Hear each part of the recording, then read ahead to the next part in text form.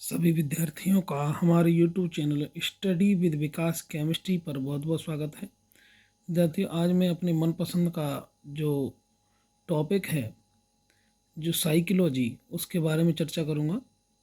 आज तक मैं जो है केमिस्ट्री के बारे में चर्चा करता आ रहा था। आज मेरा मन था बहुत दिन बाद के वीडियो बनाने का। काफ़ी समय बाद मुझे ऐसा एहसास हुआ कि मैंने मनोविज्ञान काफ़ी समय से छोड़ दिया है।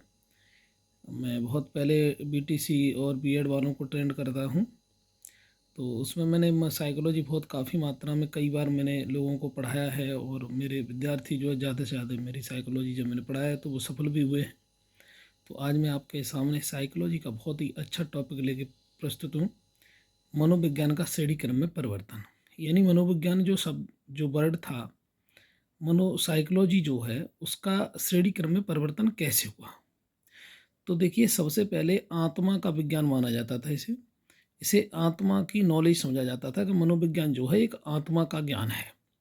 और इस बात को जो माना था वो अरस्तू ने और प्लेटो और डेकार्ट अरस्तु, प्लेटो, डेकार्ट ने मनोविज्ञान को आत्मा का विज्ञान माना था। यह क्वेश्चन पूछा भी जाता है कि आत्मा का विज्ञान किसने कहा है, प्लेटो, अरस्तु या डेकार्ट। तो यहाँ पर प्लेटो, अरस्तु और डेकार्ट जो हैं वो सही है, आत्मा का विज्ञान इन्होंने कहा था मनोविज्ञान को। दूसरा था कि मन का विज्ञान मनोविज्ञान को किसने कहा। तो मन का विज्ञान मनोविज्ञान को जो कहा था वो पोम्पोनोजी नामक वैज्ञानिक थे। उन्होंने कहा, जो शिक्षा शास्त्री थे, उन्होंने कहा था, और ये इटली के रहने वाले थे। दूसरे आए चेतना, तीसरे जो आए थे वो चेतना का विज्ञान कहा। उन्होंने कहा कि जो मनोविज्ञान नहीं होता, ये केवल चेतना का विज्ञान होता है। बच्चा चेतना के आधार पर क्या करता है, सीखता है। ये विलियम बंट, विलियम जेम्स और जेम्स सल्ली ने कहा था। विलियम जेम्स और जेम्स सल्ली नामक वैज्ञानिक थे। उन्होंने मनोविज्ञान को चेतना का विज्ञान कहा था। उसके बाद आया व्यवहार का विज्ञान।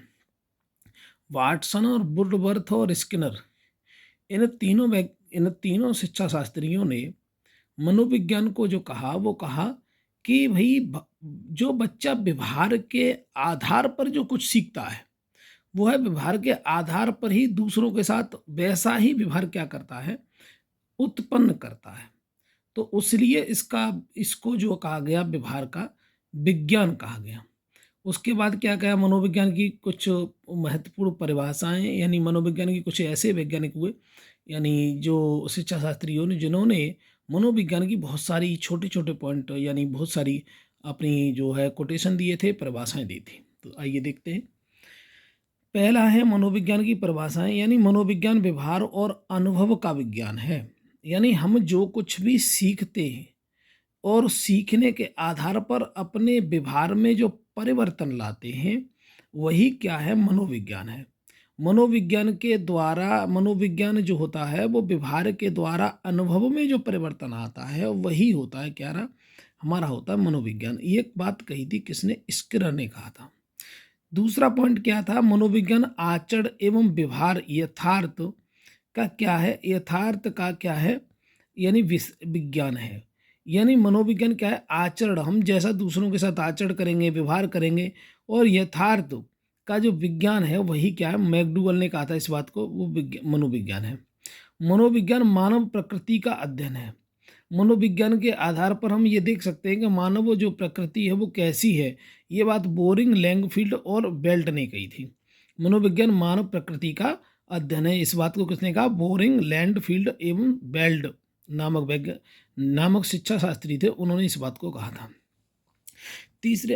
चौथा पॉइंट है, मनोविज्ञान व्यवहार का धनात्मक विज्ञान है। यानी जो कुछ भी हम धनात्मक सोचें, जो कुछ भी हमारी सोच हो वो कैसी हो, बच्चे की जो सोच हो वो कैसी हो, धनात्मक हो, पॉजिटिव थिंकिंग हो, वह हमारा क्या था, क्या कहलाता है, मनोविज्ञान कहलाता है। इस बात को क्या कहा था, वॉटसन ने कहा था।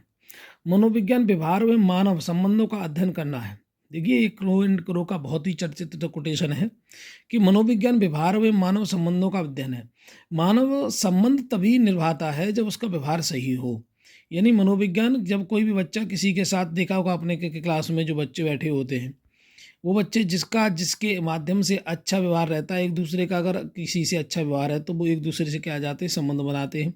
संबंध का अगर मित्रता कर लेते हैं, मित्रता के आधार पर ही वो क्या करते हैं कि एक दूसरे के साथ बैठना, उठना, खाना पीना प्रारंभ कर देते हैं। तो उन्होंने कहा था मनोविज्ञान व्यवहार व मानव संबंधों का क्या है, अध्ययन है। इस प्रकार से कई जो साइकोलॉजिस्ट थे उन्होंने इस बात को कहा था। इसके बाद देखिए आगे है, आगे कई जो शिक्षाविद हैं उन्होंने हमें कई तरह से अपने इस कथन के लिए हमें जगाया है। तो देखिए आगे हैं हमारे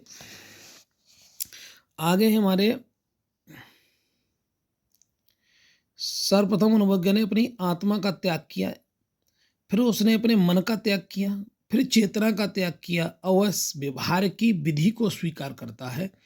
ये बात कही थी वुडवर्थ ने। वुडवर्थ ने कहा था कि सबसे पहले हमें मनोविज्ञान को क्या कहा गया, आत्मा का विज्ञान कहा गया, फिर अपने मन का विज्ञान कहा गया, चेतना का विज्ञान किया गया कहा गया और व्यवहार की विधि का स्वीकार, यानी फिर ये किस में प्रवेश कर गया, व्यवहार में प्रवेश कर गया।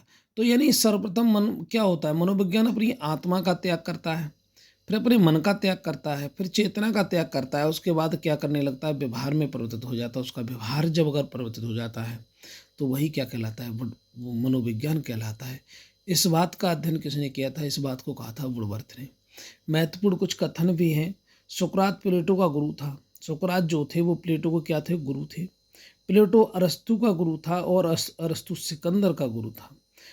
यानी प्रथम आधुनिक शिक्षा मनोविज्ञान थांडाइक अमेरिका को माना जाता है। यहाँ पर ये क्वेश्चन पूछा जाता है, आधुनिक शिक्षा मनोविज्ञान कौन है, तो वो है थांडाइक, जो अमेरिका के रहने वाले थे। थांडाइक ने सन 1913 ईस्वी में शिक्षा मनोविज्ञान नामक प्रसिद्ध पुस्तक लिखी थी। यानी ये भी पूछा जाता है थांडाइक की प्रसिद्ध पुस्तक का नाम क्या था, तो वो था शिक्षा मनोविज्ञान। प्लेटो की रिपब्लिक नामक प्रसिद्ध पुस्तक थी। प्लेटो ने जो पुस्तक का जो निर्माण किया था उसका नाम था रिपब्लिक। ये बहुत इंपॉर्टेंट टॉपिक है, इसको जरा याद कर लें, इसको देख लें।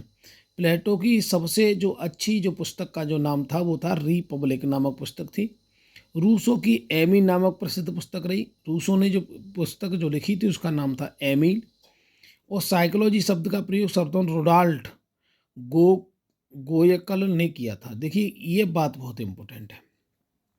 ये क्वेश्चन पूछा जाता है कि साइकोलॉजी शब्द का प्रयोग सर्वप्रथम किस मनोवैज्ञानिक ने कहा था, तो रोडोल्ट गोयकल नामक वैज्ञानिक थे जिन्होंने साइकोलॉजी शब्द का सबसे पहले उपयोग किया था। उसके बाद विलियम वुंट को प्रयोगात्मक विज्ञान का जनक कहा जाता है। जो विलियम वुंट थे उनको प्रयोगात्मक विज्ञान का क्या कहा जाता है, जनक कहा जाता है। बालक का मन जन्म के समय मोम की तख्ती के समान होता है। ये बात कही थी जॉन लॉक ने। जॉन लॉक ने कहा था कि जब बालक जन्म लेता है तो उसका जो जन्म के समय जो मन होता है वो मोम की तख्ती के समान होता है, यानी बहुत ही मुलायम होता है। जैसे मोम की तख्ती होती है, मुलायम होती है, उसी प्रकार से बालक का जो मन होता है वो मुलायम यानी एक मोम की तरह कैसा होता है, मुलायम होता है। इस बात का जो जिक्र किया था वो जॉन लॉक नामक वैज्ञानिक ने किया था। इसके बाद नवा हमारा पॉइंट है, ये 11वां पॉइंट है।